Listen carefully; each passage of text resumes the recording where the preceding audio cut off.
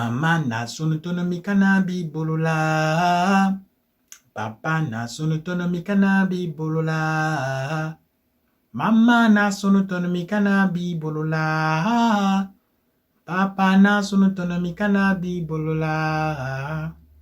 Mama na sunutonomi kanabi bolola. Papa na sunutonomi kanabi bolola. Mama na sunutonomi kanabi bolola. Papa na sunutonomi kanabi bolola. Mama na sunutonomi kanabi bolola. Papa na sunutonomi kanabi bolola. Mama na sunutonomi kanabi bolola. Papa na sunutonomi kanabi bolola. Il y a plusieurs siècles de cela, en lieu et place du désert du Sahara, s'étend le vaste empire du Sahara.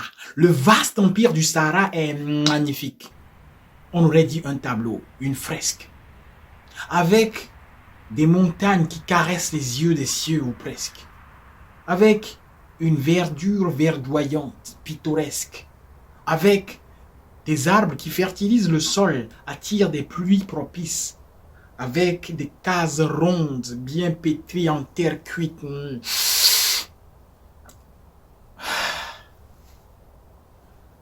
Juste à l'entrée de l'Empire, on peut tous admirer le grand saharier. Le grand saharier est un arbre unique en son nom et en son genre, qui ne produit aucun fruit, mais dont les solides branches, ornées de jolis touffus feuillages, captent les gaz à effet de serre de l'Empire. Les Sahariens habitants du Sahara pratiquent pour la plupart du temps la forge, l'élevage.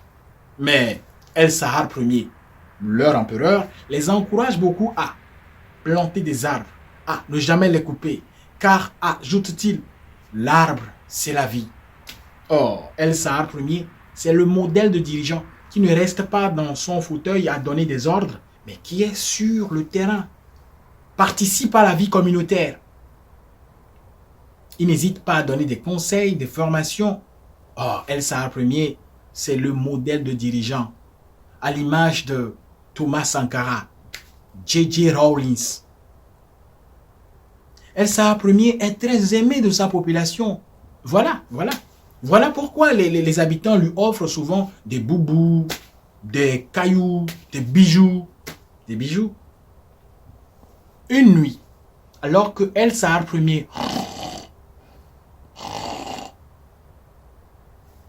son garde-corps personnel, général de l'armée, pénètre dans sa chambre sur la pointe des pieds.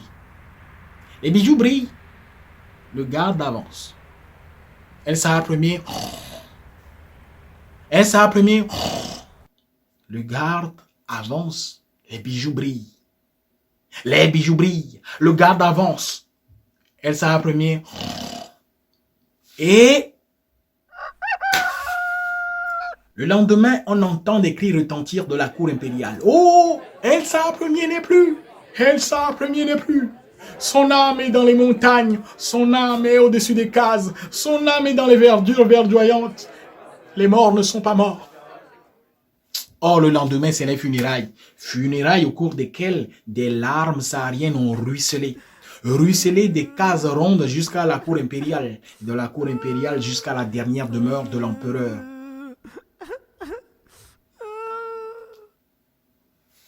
Quelques jours après les funérailles, l'assassin d'El Sahar Ier, le général de l'armée, prend le pouvoir et se fait nommer El Sahar II.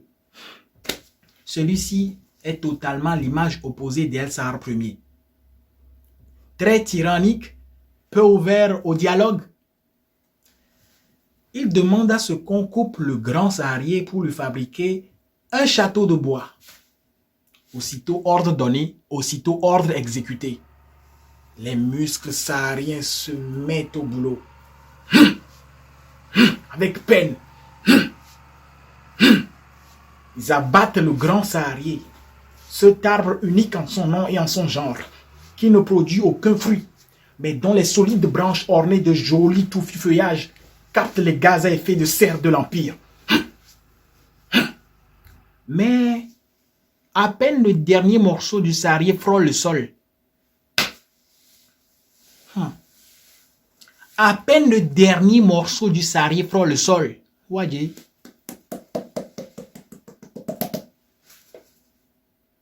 À peine le dernier morceau du sarié frôle le sol. V'là. Un grand vent souffle. Rase tout sur son passage.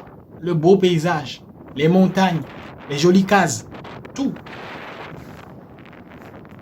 Toute une civilisation engloutie. Mais il y a eu des rescapés. Mais ces derniers n'ont pas lancé SOS à la communauté internationale ou à l'ONU. Ils ont plutôt migré vers d'autres terres et ont été les ancêtres fondateurs de l'empire du Mali. Mama na sonotonomi kanabi bolula. Papa na sonotonomi kanabi bolula. Mama na sonotonomi kanabi bolula. Mama na sonotonomi kanabi bolula. Ainsi, l'empire du Sahara a connu le pire en devenant désert du Sahara. Mama na sonotonomi kanabi bolula. Papa na sonotonomi kanabi bolula.